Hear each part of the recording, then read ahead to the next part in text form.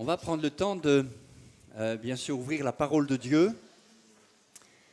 Mais je voudrais, en ce jour de Pentecôte, en ce culte de Pentecôte, souligner quelque chose d'important. C'est que le Saint-Esprit est donné pour faire de nous des vainqueurs. Faire de nous des vainqueurs. Et ça peut rester une phrase en l'air comme ça peut rester une connaissance abstraite, mais il faut que ça devienne une expérience concrète. Le Saint-Esprit est donné pour faire de toi un vainqueur. Amen. Et je voudrais vraiment que pendant tout le temps du partage de la parole, mais aussi peut-être pendant un temps de prière spéciale, on puisse vraiment prendre position, reprendre position dans le Seigneur pour dire « Tu fais de moi un vainqueur ». Amen. Ça s'appelle prendre autorité sur les mensonges de l'adversaire, sur les émotions qui n'ont rien à voir avec la vie de l'esprit véritable. C'est prendre autorité sur la base de ce que la parole de Dieu nous dit. Amen. Alors, tout à l'heure, Marc faisait remarquer que pendant les repas, les repas fraternels, il prenait la Sainte Seine, puis il a ajouté que le Seigneur ajoutait à l'Église, le Seigneur faisait des miracles par les mains des apôtres, etc. On voit que tout ça est dans le même texte, et on voit que l'Église primitive vivait dans cette victoire donnée par le Saint-Esprit. Est-ce que vous le croyez ? Amen. Alors, c'est pas prévu, mais on va faire ça comme ça. Peut-être il y a ce matin quelqu'un qui a besoin simplement de saisir la victoire. De saisir la victoire que le Seigneur lui donne par son bon esprit. Alors, c'est pas pour mettre mal à l'aise quelqu'un, mais simplement, alors que nous allons fermer nos yeux, nous allons prier, je vais faire cet appel et simplement demander à l'une ou l'autre des personnes, plusieurs je pense, vont prendre la victoire ce matin. Dans la situation que tu traverses, dans la difficulté qui est la tienne, la maladie, les problèmes financiers, les problèmes dans ta famille, dans ton couple, les problèmes dans ton métier, le Seigneur veut te donner d'être vainqueur. Alors si ça te concerne, si tu sens dans ton cœur un écho par le Saint-Esprit, simplement lève-toi à ta place et prends autorité dans le nom de Jésus. Ou tendant la main vers le Seigneur, eh bien, on peut saisir le bord de son vêtement, on peut être guéri, on peut être touché, on peut être délivré, on peut être restauré, parce que le Seigneur agit au milieu de nous. Seigneur, je veux prier maintenant. Père, je veux prier maintenant ton nom, dans le nom de Jésus, parce que, Seigneur, tu entends cette prière faite avec foi. Seigneur, nous ne savons comment sortir des situations qui sont là devant toi, mais nous savons que toi, tu as la solution. Toi, tu as l'autorité. Toi, tu dis un mot et la chose arrive. Seigneur, merci, parce que si à vue humaine, les choses semblent impossibles, Seigneur, à toi, tout est possible. Et nous le confessons ce matin, nous le croyons dans notre cœur, nous le confessons de notre bouche, nous le saisissons par la foi. Seigneur, bénis mon frère, bénis ma sœur qui s'est levée, Seigneur, et permets, mon Dieu, que dans ta présence ce matin, il se fasse encore un prodige, encore un miracle, encore une bénédiction, Seigneur. Merci parce que tu es le même, tu ne changes pas. Oui, victoire à Jésus, victoire au beau nom de Jésus, victoire par le Saint-Esprit maintenant. Au nom de Jésus, Père, je prie. Amen. Amen. Croyez que le Seigneur entend la prière et exauce la prière. Reprenez place et on va, sans plus tarder, poursuivre sur le même sujet avec, bien sûr, la parole de Dieu. On va parler ce matin de victoire. De victoire parce que je crois que quand le Saint-Esprit a été répandu, c'était pour faire de ces peureux, de ces hommes enfermés par crainte des Juifs, c'était pour faire d'eux des vainqueurs. Ils ont en une génération rempli le monde de l'époque, le monde romain, méditerranéen, et ils ont bouleversé le monde. Le Seigneur avait dit dans sa parole, Zacharie 4, 6 et 7, « Ni par force, ni par puissance, mais par mon esprit. » Et c'est par le Saint-Esprit que ces hommes de la première génération de chrétiens ont pu vaincre, ont pu remporter des victoires, ont pu affronter les difficultés les plus grandes. Et quand la Bible se termine, je parle du livre dans les derniers textes de l'Apocalypse, dans les 7 lettres aux 7 églises, il y a toujours la même conclusion, à celui qui vaincra, je donnerai. Et le Seigneur viendra chercher une église victorieuse, une église qui vient devant lui avec, peut-être les coups reçus, mais les victoires remportées. Le Seigneur est celui qui est le vainqueur et qui veut faire de nous des vainqueurs. Alors, le titre du message aurait pu être « Sois victorieux », mais je l'ai écrit autrement. C'est ceci, 5 pierres pour une victoire. 5 pierres pour une victoire. Je vais m'appuyer sur un texte bien connu. Faites attention avec les textes bien connus parce que vous allez dire « Ah oui, je connais ». Et vous n'allez plus m'écouter. D'ailleurs, si vous ne m'écoutez plus, je le vois. Je vois tout de suite si vous m'écoutez ou pas.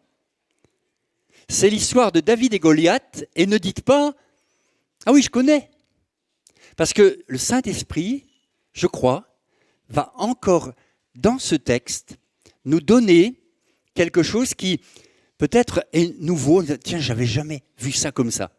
Et on va relire ce texte et on va garder à l'esprit ce fil conducteur de la victoire. La victoire, et elle est bien incarnée par notre cher roi David. Enfin, il n'est pas roi encore, c'est qu'un jeune berger. Mais on commence la lecture à 1 Samuel 17, verset 31. On est sur le champ de bataille lorsqu'on eut entendu les paroles prononcées par David, qui vient voir ses frères et qui s'aperçoit qu'un certain Goliath jette un défi à l'armée. On les répéta devant Saül qui le fit chercher. David dit à Saül que personne ne se décourage à cause de ce Philistin. Ton serviteur ira se battre avec lui. Saül dit à David, tu ne peux pas aller te battre avec ce Philistin, car tu es un enfant, et il est un homme de guerre dès sa jeunesse. David dit à Saül, ton serviteur faisait paître les brebis de son père, et quand un lion ou un ours venait en enlever une du troupeau, je courais après lui, je le frappais et j'arrachais la brebis de sa gueule. S'il se dressait contre moi, je le saisissais par la gorge, je le frappais et je le tuais.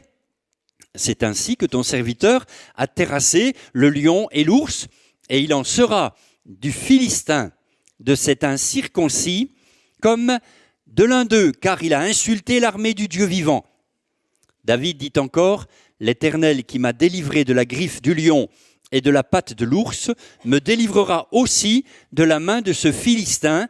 Et Saül dit à David, va, et que l'Éternel soit avec toi. Saül fit mettre ses vêtements à David, il plaça sur sa tête un casque d'airain, il le revêtit d'une cuirasse.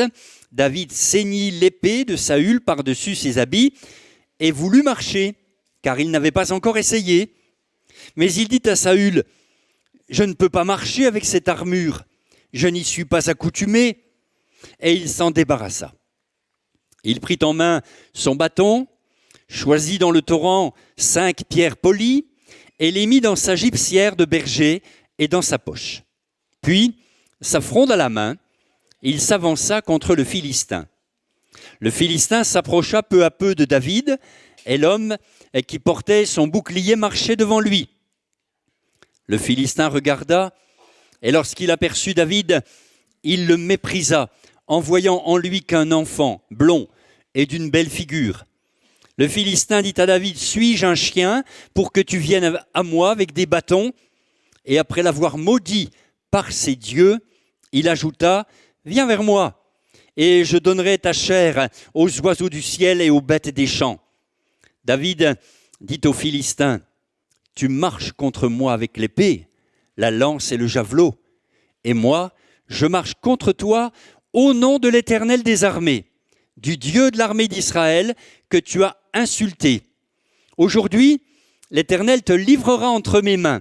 Je t'abattrai, je te couperai la tête.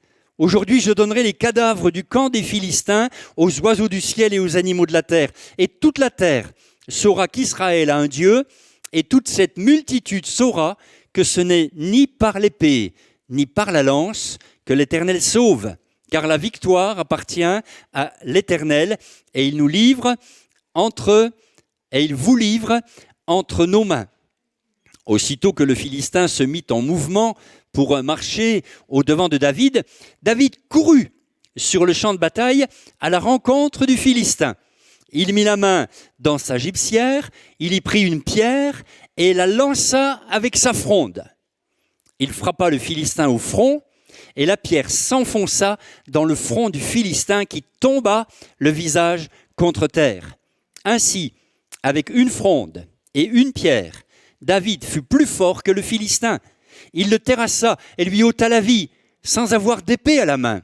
Il courut, s'arrêta près du Philistin, se saisit de son épée, qu'il tira du fourreau, le tua et lui coupa la tête.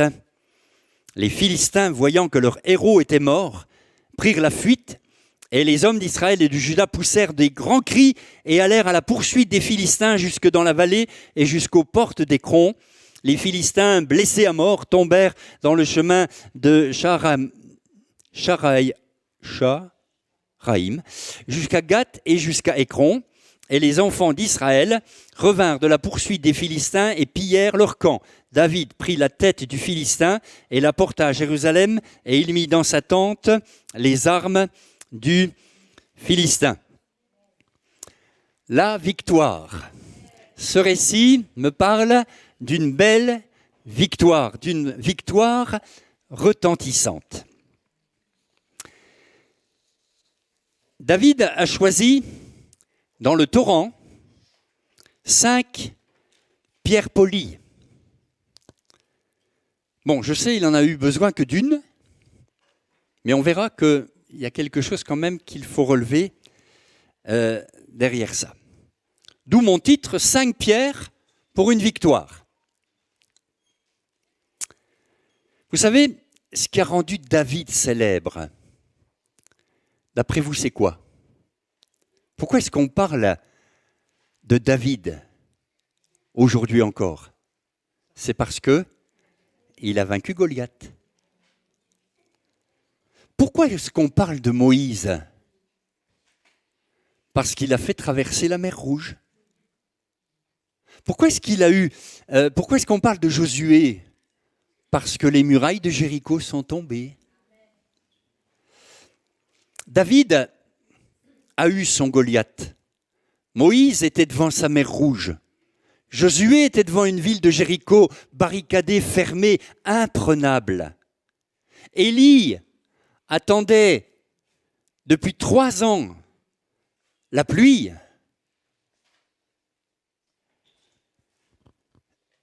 Et vous, quel est votre défi? Il n'y a pas de victoire sans combat. Il n'y a pas de combat s'il n'y a pas d'adversaire. Et moi, j'entends des fois des chrétiens qui me disent « Ah, c'est dur !» Mais j'ai envie de leur dire « Bienvenue au club !» Parce qu'il y a un adversaire, il y a donc un combat, et il y a donc des victoires. Il n'y a pas de victoire sans combat, et il n'y a pas de combat s'il n'y a pas d'adversaire. Pierre le rappelle, 1 Pierre 5, 8 et 9, « Votre adversaire, le diable, rôde comme un lion rugissant, cherchant qui il dévorera. Résistez-lui avec une foi ferme, sachant que les mêmes souffrances sont imposées à vos frères dans le monde.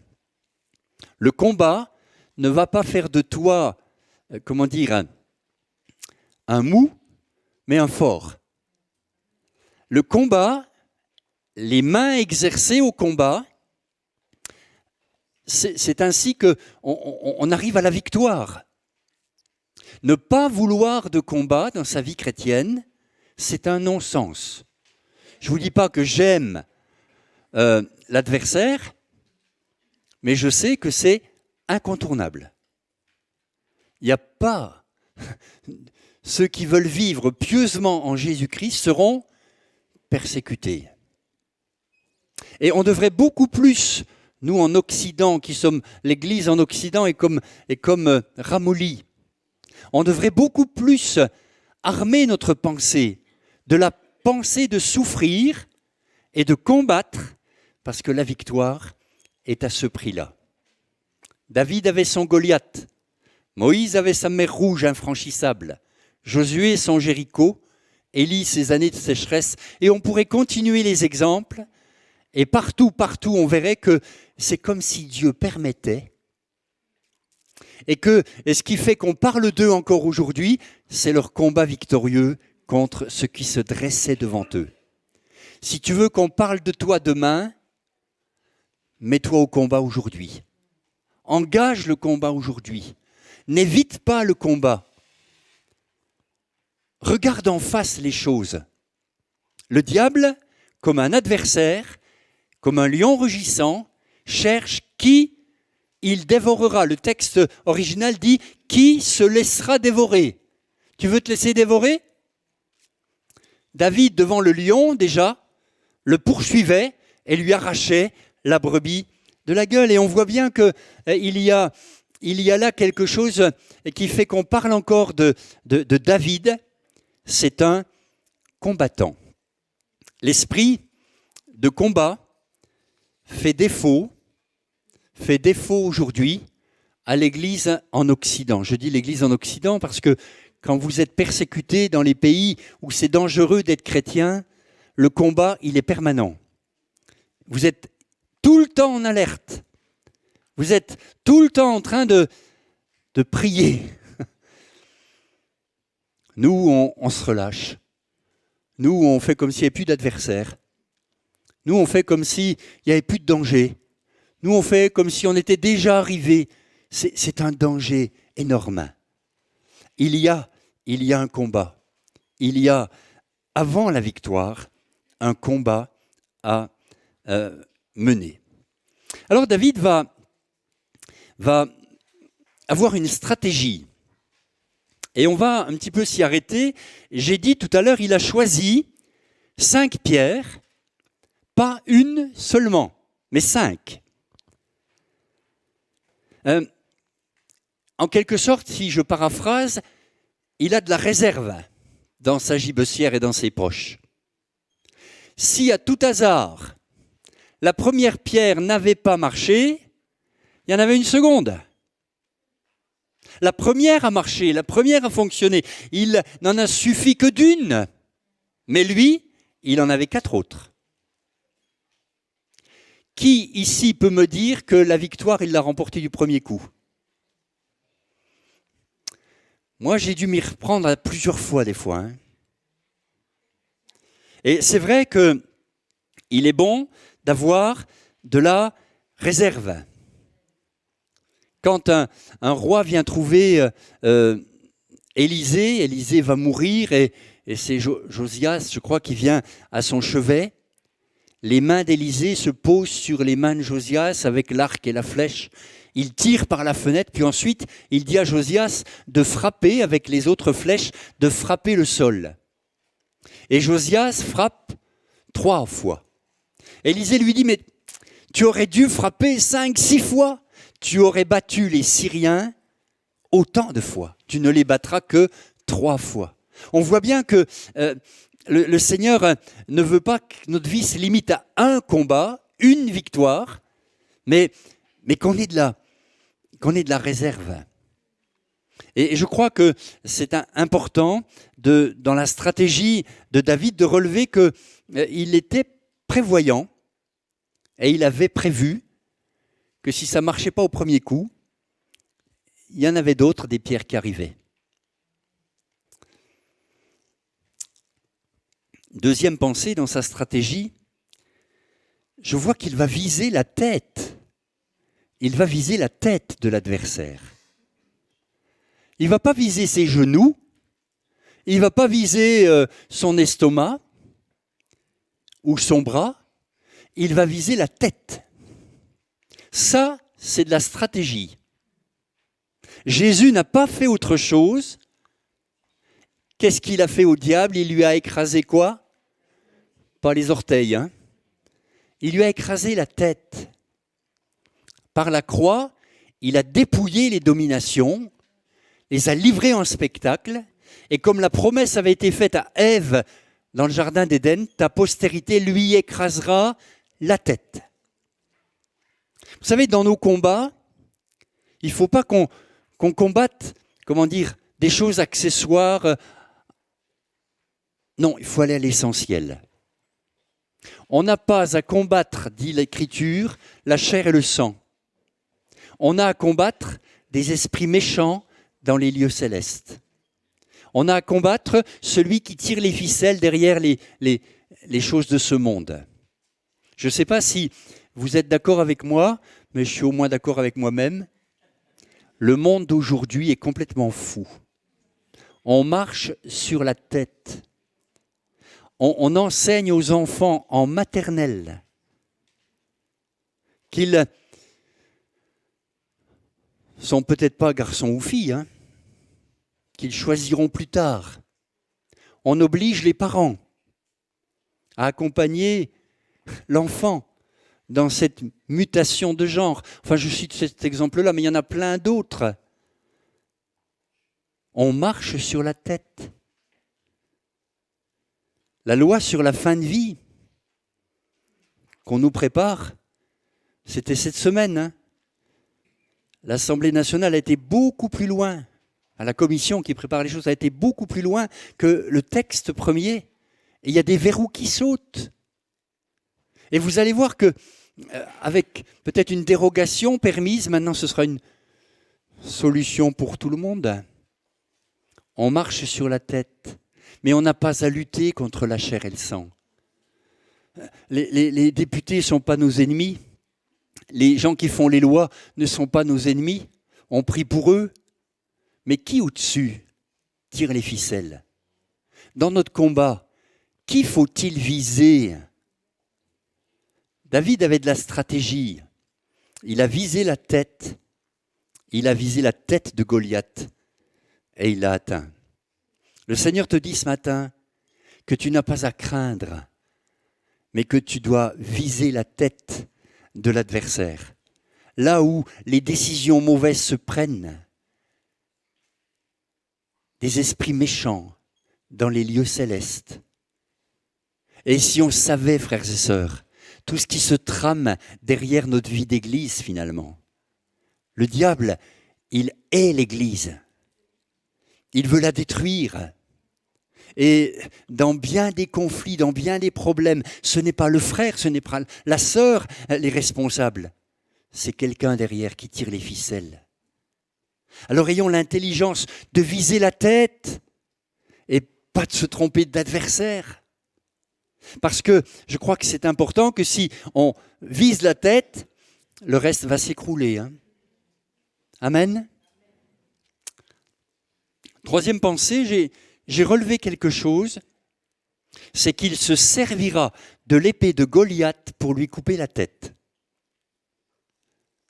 Il avait essayé l'épée de Saül, il a dit « je ne peux pas, avec cette épée-là, je ne peux pas ». Mais avec l'épée de Goliath, il va s'en servir pour lui couper la tête. Toutes les armes forgées contre toi seront sans effet. Et même vont te servir de moyen de délivrance. Le diable fait une œuvre qui le trompe. Et les armes forgées contre nous vont devenir finalement dans nos mains un moyen de délivrance. C'est une histoire de choix de l'épée dans ce texte. L'épée de Saül est mise de côté et l'épée de Goliath, d'ailleurs plus tard, je crois que c'est dans 1 Samuel 21, quand David est en fuite, quand David est en fuite, il cherche une épée et le sacrificateur lui dit, y a l'épée de Goliath là qui est emballée. Elle dit, il n'y en a pas une comme elle, donne-la-moi. C'était une épée extraordinaire. Et voyez, l'épée qui était censée lui couper la tête à David, va servir dans les mains de David à couper la tête à Goliath. Le diable fait une œuvre qui le trompe. Seulement, il faut que tu sois conscient que tu ne luttes pas contre la chair et le sang, mais contre l'adversaire, et que tout ce qu'il trame se retournera contre lui. Crois-le, c'est ce que dit la parole de Dieu. Toute arme forgée contre vous sera sans effet. Alors, venons-en à nos 5 pierres. 5 pierres pour une victoire. La première pierre, dans le texte, je trouve que c'est la foi. La foi qu'il va affirmer, au verset 37, je relis, David dit, vous voyez, il parle, « L'Éternel qui m'a délivré de la griffe du lion et de la patte de l'ours me délivrera aussi de la main de ce Philistin. » Voilà sa confession de foi.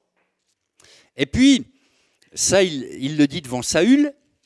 Et puis, devant le Philistin, il lui dit, verset 45, « Tu marches contre moi avec l'épée, la lance et le javelot. Moi, je marche contre toi au nom de l'Éternel des armées, du Dieu de l'armée d'Israël que tu as insulté. Je vais t'abattre, je vais te couper la tête. » Voilà comment la foi s'exprime. La Bible dit qu'il est important de croire dans son cœur et de confesser de sa bouche. La foi ne reste pas inaudible. La foi est audible. Et là, normalement, tout le monde devrait dire Amen. Oui, la foi s'entend. Si tu crois dans ton cœur, si tu confesses de ta bouche, alors tu seras conduit au salut. Ce que David va dire dans le camp d'Israël va vite se propager. Ça va arriver aux oreilles du roi Saül, qui va le faire venir. Et devant Saül, David exprime cette foi qu'il habite. Saül n'y croit pas. Saül lui dit, mais t'es qu'un gamin. Alors il dit, mais tu sais, devant le lion, devant l'ours, voilà comment je procédais. Je crois que ce verset a toute sa place, je crois qu'il est dans l'Apocalypse, chapitre 12, verset 11. Ils l'ont vaincu à cause du sang de l'agneau et de quoi ? Et de la parole de leur témoignage. On va être vainqueur parce que, Jésus est mort sur la croix et il a dépouillé l'adversaire. Et 2, parce que nous y croyons et que nous le proclamons. Et pendant le chant d'un cantique, pendant une prière, pendant une prédication, crois que ce qui est dans ton cœur, ce que le Seigneur sème comme foi dans ton cœur, c'est lui l'auteur de la foi, c'est lui qui l'a fait venir à la perfection. Et pendant que ça s'opère, commence à confesser de ta bouche que la victoire t'appartient maintenant, que la victoire t'appartient. La foi, première pierre. La deuxième pierre, je l'appelle l'unité. Au verset 47, jusque-là, il a parlé à la première personne du singulier, je, et puis tout à coup apparaît le pluriel, nous. Je relis le verset 47. Toute cette multitude saura que ce n'est ni par l'épée ni par la lance que l'Éternel sauve, car la victoire appartient à l'Éternel et il vous livre entre nos mains.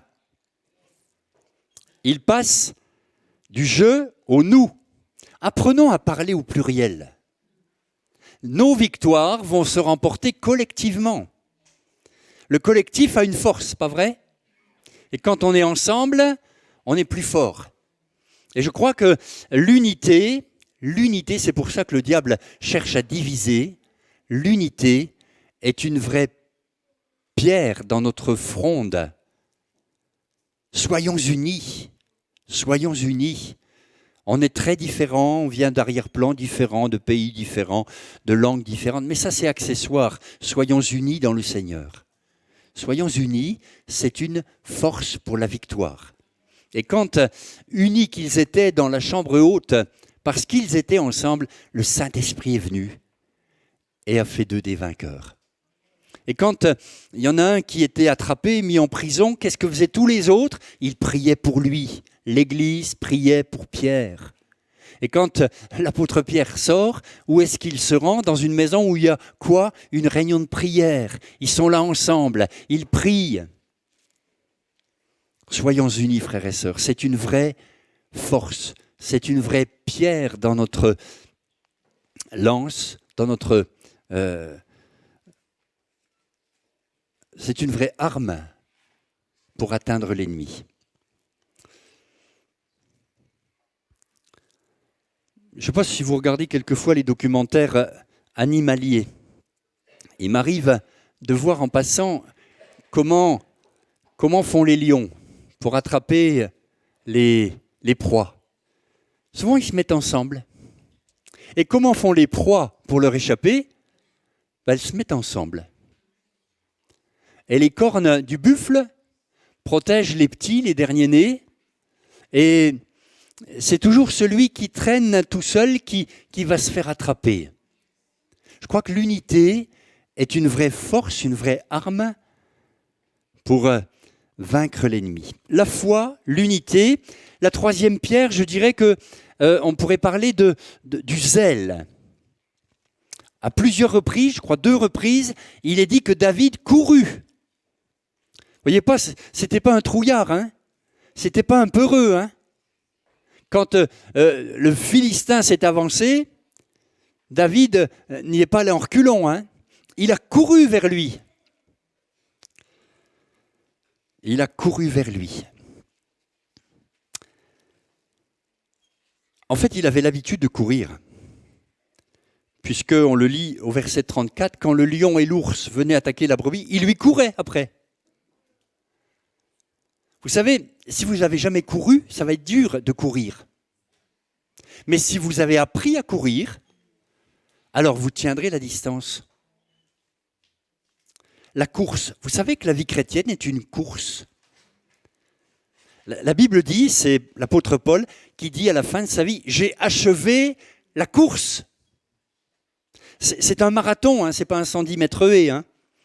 C'est un marathon, ça dure. J'ai achevé la course. Et dans le domaine de la course, je crois qu'on a un merveilleux coach, c'est Jésus, qui veut nous apprendre l'endurance. Et je crois qu'on peut le relire dans Hébreux 12, verset 1. Il est dit, c'est pourquoi nous aussi qui sommes entourés d'une si grande nuée de témoins, débarrassons-nous de tout fardeau et du péché qui nous cerne si facilement de tous côtés et courons avec endurance l'épreuve qui nous est proposée. Et toute la suite nous montre qu'on n'est pas le seul sur ce chemin, dans cette course. Il y a des témoins qui nous ont précédés et qui sont là pour nous encourager. Alors, si tu cours avec des sacs à dos remplis de cailloux, libère-toi de ton handicap. Si tu cours en regardant ailleurs, fixe les regards vers le but. Si tu cours en pensant que la ligne d'arrivée, c'est maintenant, non, la ligne d'arrivée, elle n'est pas encore là. Persévère jusqu'au bout. Si tu cours sans faire un peu de régime, spirituellement parlant, tu risques de t'essouffler et de t'arrêter. Je regarde, parce que on parle beaucoup de Jeux Olympiques maintenant, mais je regarde les sportifs comme ils sont en train de se préparer. Tout est pesé, leur nourriture, leur temps, leur entraînement, tout est minuté pour que le jour J de l'épreuve, ils soient au meilleur de leur forme. Si on le fait pour une couronne corruptible, faisons-le d'autant plus pour une couronne incorruptible. Puis il faut quand même commencer la course, non? Il faut s'élancer, il ne faut pas seulement en parler, il faut s'élancer. Vous savez qu'aux Jeux Olympiques, il y en a peut-être, je ne sais pas, 10 qui courent dans le stade, et puis il y en a 30 000 qui les regardent courir. Hein. C'est pas ça l'Église. Hein. C'est pas des spectateurs qui regardent le pasteur courir. Ah, il est tombé. Ah, il n'est pas arrivé. Non, on n'est pas qu'une dizaine à courir. On est tous invités à courir. Paul dira aux Galates, vous couriez bien. Qui vous a arrêté? Vous couriez bien. Qui vous a arrêté? Je crois que c'est une véritable pierre de victoire que la course, le zèle. Et manifester du zèle dans notre vie chrétienne montre que nous sommes convaincus que l'issue du combat nous appartient, que le Seigneur va être le vainqueur.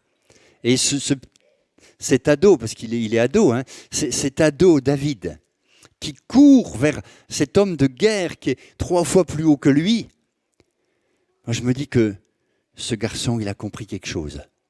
Il court vers Goliath. Tu n'as pas à craindre, tu as à courir.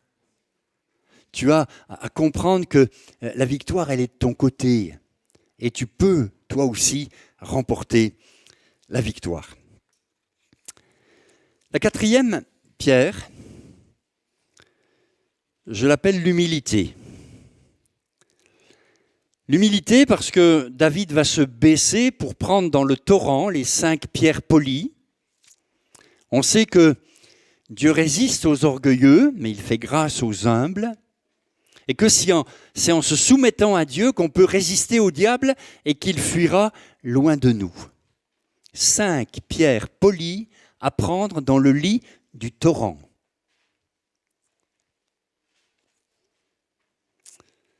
On va se promener un peu tous les jours avec mon épouse et on constate que les gens jettent de leur voiture tout et n'importe quoi par la fenêtre.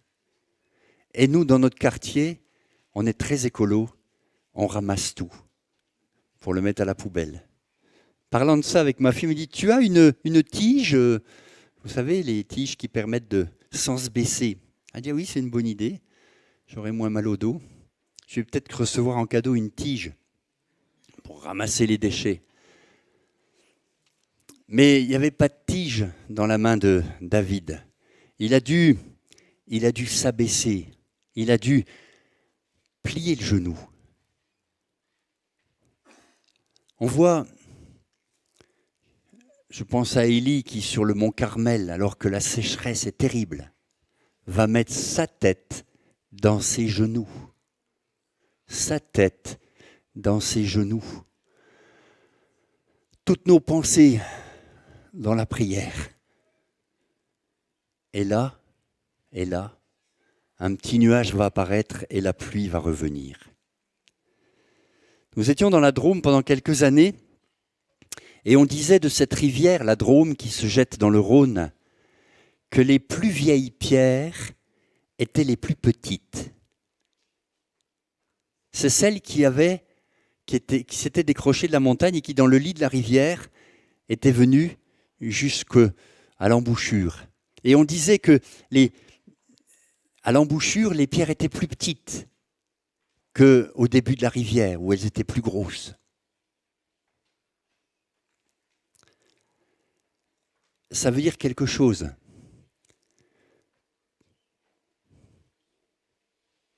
Les plus vieux sont les plus rabotés, sont les plus polis. D'après vous, quelle taille David a-t-il choisi dans... J'imagine pas qu'il ait pris une pierre de 5 kilos, quoi. Il a dû prendre des petites pierres pour mettre dans sa fronde, pour qu'elle puisse partir à toute vitesse. Il a pris des tout petits. Pour que ça rentre dans le front, là, entre les 2 yeux de Goliath, ça ne devait pas être quelque chose qui pesait 5 kilos. La petite pierre. On y viendra tout à l'heure parce qu'il me semble qu'elle a quelque chose d'important qui me parle d'une grande victoire.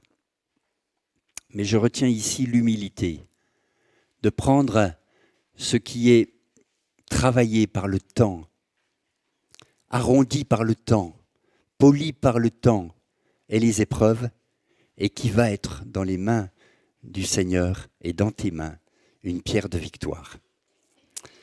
Celui qui s'abaisse sera élevé. Dieu résiste aux orgueilleux, mais il fait grâce aux humbles. Et puis, 5e pierre, je crois qu'on peut l'appeler l'entraînement. L'entraînement. Il n'a pas vaincu Goliath sans avoir avant eu l'entraînement nécessaire avec le lion et l'ours. C'est déjà pas mal, hein ? S'aventurer devant un lion affamé ou un ours affamé, c'était... lui, il s'est entraîné. Et je trouve que l'entraînement, ça donne la compétence. Et si vous voulez être compétent dans le domaine de la victoire, entraînez-vous. Entraînez-vous. Il y a des victoires graduelles. Il y a des petites victoires. Et puis ensuite, il y en a des plus grandes, puis encore des plus grandes. Je crois que le Seigneur est en train de nous dire, tu sais, commence par remporter la victoire là dans ce petit domaine. Et tu vas voir qu'ensuite, il y en aura une autre. Il y aura un autre combat, une plus grande victoire. L'entraînement. L'entraînement. Quand le lion, la griffe de lion, du lion, la griffe de l'ours, j'avais pas peur. Je lui sautais dessus. J'arrachais la brebis. Je le tuais. Il s'est entraîné. La vie chrétienne est une course, je le disais, et la vie chrétienne est faite d'entraînement. Et l'entraînement fait que ça nous donne quelques compétences pour la victoire finale. Alors je vais conclure avec, donc il a 5 pierres dans sa besace, il a ce qu'il faut, il en jette une et ça suffit, très bien. Il avait de la réserve, il avait de quoi peut-être en abattre d'autres. Hein. D'ailleurs, ça donnera des idées à d'autres qui, à leur tour, vaincront des géants dans sa génération. Mais ma conclusion, elle tient en 3 points. C'est une petite pierre également qui se détache de la montagne dans Daniel, chapitre 2, pour frapper la statue des royaumes terrestres, la faire tomber, et cette petite pierre va remplir toute la terre. Il est question du royaume de Dieu qui vient comme une petite pierre frapper la statue géante des nations et ensuite remplir toute la terre. Dieu est avec la petite pierre, c'est Dieu qui détache la petite pierre de la montagne, qui frappe la statue, abat tous les royaumes de la terre et fait grandir cette petite pierre au point qu'elle remplit toute la terre. On comprend que pour l'instant, ce qui nous paraît être petit, ce qui nous paraît être insignifiant, ce qui nous paraît être encore pas très glorieux, demain va remplir la terre entière. Les royaumes de ce monde vont passer et le royaume de Dieu s'établira. Deuxième conclusion, moi je vois que ce combat contre Goliath, c'est un combat à mort. À mort. Il n'y a pas de choix. C'est lui ou c'est moi. Et je crois qu'il faut qu'on comprenne l'enjeu. C'est un combat à la vie et à la mort. Hein. Et l'adversaire qui le sait, sachant qu'il a d'ailleurs peu de temps, eh bien va mettre le paquet à la fin des temps. Va mettre le paquet. Frères et sœurs, soyons conscients que ce combat est un combat à mort. Et puis enfin, je l'ai écrit comme ça, ce combat, il est public. Il ne va pas se passer en catimini. Il y a des spectateurs, il y a du spectacle. À la croix, il y avait des spectateurs. Et spirituellement parlant, à la croix, Christ a livré en spectacle Satan vaincu. Nous en sommes les témoins. Ce combat que tu mènes, ne le mène pas seul, j'ai parlé de l'unité, et comprends que il y a des gens qui te regardent, il y a des anges qui te regardent, il y a des démons qui te regardent, il y a des spectateurs quand tu témoignes, quand tu prends position, il y a des témoins. Et Dieu lui-même est témoin. Celui qui prendra position pour moi, je prendrai position pour lui. Frères et sœurs, les pentecôtistes sont des gens victorieux. Les pentecôtistes sont des gens qui veulent vivre la victoire. Mais pas d'une façon fabriquée ou humaine, mais d'une façon spirituelle, vous l'avez compris. Et je crois que c'est important qu'on le réalise parce que dans ces temps troublés, ce qui fera la différence, c'est la victoire. Amen. On peut prier ensemble le Seigneur et lui demander de nous bénir. Merci Seigneur pour ta parole. Merci parce qu'elle est esprit et vie. Merci pour ces exemples, celui de David en particulier. Merci pour, Seigneur, tout ce qu'on peut retirer de ta parole quand on la médite. Merci pour cette nourriture de l'âme. Merci de faire de nous des vainqueurs, Seigneur. Tu vois combien on a besoin d'être, Seigneur, vainqueurs nous aussi. Tu vois combien de géants s'élèvent devant nous. Tu vois combien de défis sont jetés à la face de ton Église. Seigneur, donne-nous d'être des vainqueurs et que par ton esprit, nous puissions nous aussi faire la différence dans ce monde corrompu. Merci de vraiment te glorifier, Seigneur. Nous sommes de ton côté, nous sommes tes enfants, ton peuple, et nous avons besoin de marcher, nous aussi, dans la victoire. Seigneur, tu nous fais participer à ta victoire. Nous sommes dans le cortège du vainqueur. Merci Seigneur. Tu nous as vaincus, tu nous as, Seigneur, brisés, non pas pour nous détruire, mais pour faire de nous des vainqueurs. Et c'est pas en s'appuyant sur nos forces, sur nos capacités, mais c'est en s'appuyant sur ton esprit que nous pourrons être des vainqueurs. Dans le nom de Jésus, Père, je prie. Amen. Amen. Dieu vous bénisse et bénisse sa parole, et qu'elle puisse porter du fruit dans votre vie. On termine ce culte ensemble et